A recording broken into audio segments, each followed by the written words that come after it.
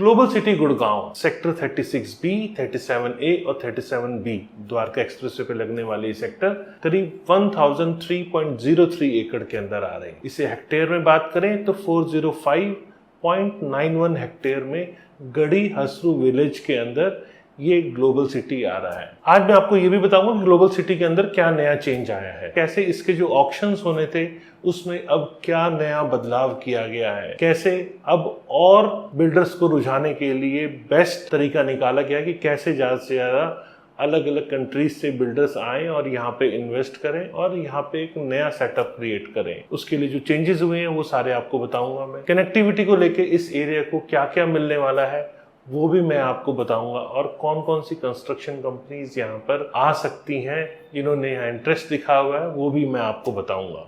तो आज मैं आपको पहले ग्लोबल सिटी के बारे में और फिर बाकी सारे इंफॉर्मेशन देने वाला हूँ। वीडियो में लास्ट तक बने रहेगा क्योंकि ये आपके द्वारका एक्सप्रेसवे के ऊपर बहुत मेजर डेवलपमेंट है जो पूरा आपकी इन्वेस्टमेंट के ऊपर इम्पैक्ट करती है। तो आपके आसपास के एरिया में क्या डेवलपमेंट हो रही है ये आपको पता होना चाहिए। तो ये आपके मतलब की चीज है। चलिए शुरू करते हैं। नमस्कार, मैं हूं Pradeep Mishra. The property Mishra show में आपका स्वागत है। यहां हम आपको प्रॉपर्टी और प्रॉपर्टी मार्केट की हकीकत बताते हैं। नो बकवास, डायरेक्ट काम की बात। चलिए शुरू करते हैं। Global city south east corner of Dwarka expressway और north east of central peripheral road Gurgaon के ऊपर ये लोकेशन है जहां पर ग्लोबल सिटी आ रहा है। जैसे मैंने बताया सेक्टर्स 36B, 37A और 37B सेक्टर्स हैं जिनके ऊपर ये प्रोजेक्ट आ रहा है। जो विलेजेस इसके अंदर लगते हैं वो है खांडसा, मोहम्मदपुर, झाड़सा, हरसरू, गड़ौली, खुर्द। अब ये जो सिटी बनाई जा रही है इसे फ्यूचरिस्टिक सिटी कहते हैं, city with in a city. मतलब यहाँ पर एक ऐसा एनवायरनमेंट देने की कोशिश है जिसमें वॉक टू वर्क कल्चर है।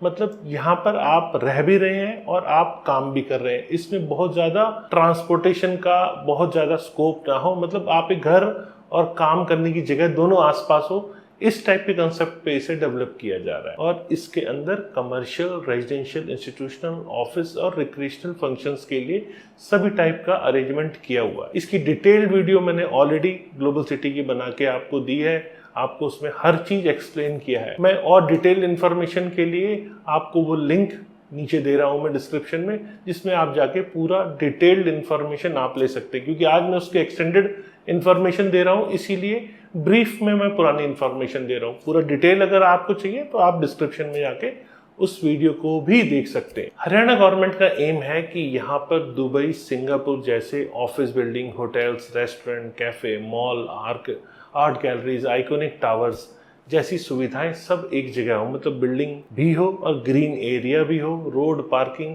सब एक जगह हो, तो यहाँ पर लोग रहें भी और यहाँ पे काम भी कर सके। ये प्रोजेक्ट जो है HSIDC डेवलप कर रहा है। HSIDC ने ये डिसाइड किया डेवलपर से बातचीत करके, क्योंकि इस टाइम पे गवर्नमेंट ने अपनी तरफ से हर बड़े डेवलपर, बड़े ब्रांड्स और इवन अलग अलग कंट्रीज में भी जाकर डेवलपर्स को ऑफर किया है कि आप आइए और इंडिया में इन्वेस्ट कीजिए और ये ग्लोबल सिटी कंसेप्ट को इंटरनेशनल स्टैंडर्ड का आप बनाइए। तो बहुत सारे डेवलपर्स का यहाँ इंटरेस्ट भी रहा। तो यहाँ पर जो पब्लिक डिमांड थी, जो डेवलपर्स की डिमांड थी, वो करंट मार्केट सिनेरियो को देखते हुए थोड़ी सी गवर्नमेंट की सोच से अलग थी। वो क्या अलग थी? क्योंकि गवर्नमेंट ने यहाँ पर रेजिडेंशियल को कम करते हुए कमर्शियल स्पेस को ज़्यादा दिया हुआ था, लेकिन यहाँ पर उनकी तरफ से ये डिमांड आई कि यहाँ पर रेजिडेंशियल जो है उसको बढ़ाया जाए, कमर्शियल को कम किया जाए। क्योंकि द्वारका एक्सप्रेसवे कनेक्टिविटी वाइज चारों तरफ से ओपन हो रहा है। कहाँ कनेक्टिविटी होगी मैं अभी आगे और बताऊंगा। तो कनेक्टिविटी इतनी अच्छी मिल रही है और गुड़गांव एयरपोर्ट के साथ लगता हुआ एरिया है, तो यहाँ पर कनेक्टिविटी का फायदा ये है कि यहाँ वर्क कल्चर बढ़ रहा है। तो वर्क कल्चर बढ़ने के साथ साथ रेजिडेंशियल एक्टिविटी भी तेजी से बढ़ रही है। तो यहाँ पे डेवलपर्स की भी चॉइस थी कि यहाँ रेजिडेंशियल एक्टिविटी को बढ़ाया जाए, कमर्शियल एक्टिविटी को थोड़ा सा स्क्वीज किया जाए। तो अब HSIDC ने 20% को बढ़ा के 35% रेजिडेंशियल करने का प्लान किया है। तो दो साइट्स के अंदर रेजिडेंशियल अब 35% होगा और जो तीसरी साइट है उसके अंदर रेजिडेंशियल 50% का प्लान किया गया है। टोटल 3 साइट्स थी जिसको अब तक बिडिंग के लिए निकाला जाना था, जिसमें साइट A 78.53 एकड़ थी जिसका रिजर्व प्राइस 4957 करोड़ था। वहीं पे साइट B1 और B2 मतलब B1 की बात करें तो ये 23.76 एकड़्स की थी। इसका रिजर्व प्राइस 1298 करोड़ रुपीस था और साइट नंबर 3 जो B3 थी ये 40.23 एकड़ थी और इसका रिजर्व प्राइस रखा गया था 1562 करोड़ रुपीस। तो जैसे मैंने आपको बताया डेवलपर्स ने जो इंटरेस्ट दिखाया वो रेजिडेंशियल, चूंकि यहाँ रेजिडेंशियल की डिमांड पिछले दिनों में काफ़ी बढ़ी है और कोविड के बाद से लगातार द्वारका एक्सप्रेस में बहुत तेजी देख रहा है। तो रेजिडेंशियल की डिमांड को देखते हुए यहाँ रेजिडेंशियल के कंपोनेंट को, चूंकि जब बिल्डिंग बनती है तो उसमें रेजिडेंशियल मिक्स लैंड यूज के अंदर रेजिडेंशियल और कमर्शियल दोनों आते हैं। तो यहाँ पर मिक्स लैंड यूज के अंदर रेजिडेंशियल के कंपोनेंट को बढ़ा के 20 से 35% करने की बात की गई और रिजर्व प्राइस को थोड़ा सा छेड़ा गया है। वो क्या छेड़ा गया है, पहले टोटल 142.52 एकड़ था, इस एरिया को कम करके 129.36 एकड़ के अंदर टोटल ऑक्शंस आने हैं। तो साइट ए जो कि 78.53 एकड़ थी, इसका रिजर्व प्राइस 4957 करोड़ था, इसको थोड़ा सा घटा के 4687 करोड़ किया गया है। मैं तो थोड़ा सा बोल रहा हूँ लेकिन एक्चुअल में ये ठीक ठाक अमाउंट है जो रिजर्व प्राइस में कम किया गया। साइट B1 की बात करें तो ये 23.76 एकड़ थी और इसका रिजर्व प्राइस 1298 करोड़ रुपीस था। इसके रिजर्व प्राइस को भी थोड़ा सा रिड्यूस किया गया, इसका रिजर्व प्राइस अब 1250 करोड़ रुपीस है। साइट C1 जो कि पहले 40.23 एकड़ थी और वो B2 साइट के नाम से थी, उसका रिजर्व प्राइस 1562 करोड़ रुपीस था, लेकिन अब इस साइट को चेंज करके साइट C1 लाया गया है। ये साइट 27.07 एकड़ है और इसका रिजर्व प्राइस जो है 1079 करोड़ रुपीस का है।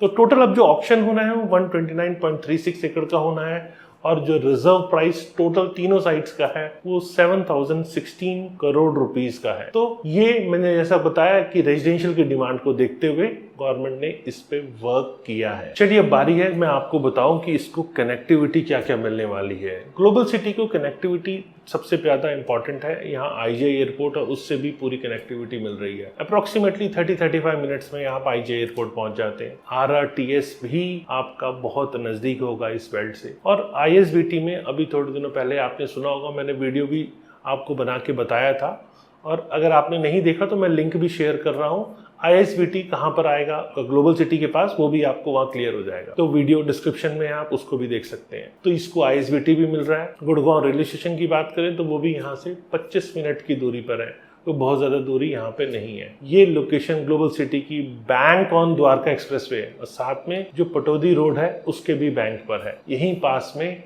दिल्ली जयपुर सुपर एक्सप्रेसवे भी बनने जा रहा है जो कि ऑलरेडी इस टाइम अंडर कंस्ट्रक्शन है। फ्यूचर में बुलेट ट्रेन की कनेक्टिविटी भी इस एरिया में आ सकती है, तो ऑलरेडी इस टाइम प्लानिंग स्टेज पर है, लेकिन चूंकि अभी अलाइनमेंट पूरी फाइनल नहीं है, लेकिन आएगा तो वो इसके आसपास ही आएगा। वो भी कनेक्टिविटी ग्लोबल सिटी को मिलने वाली है।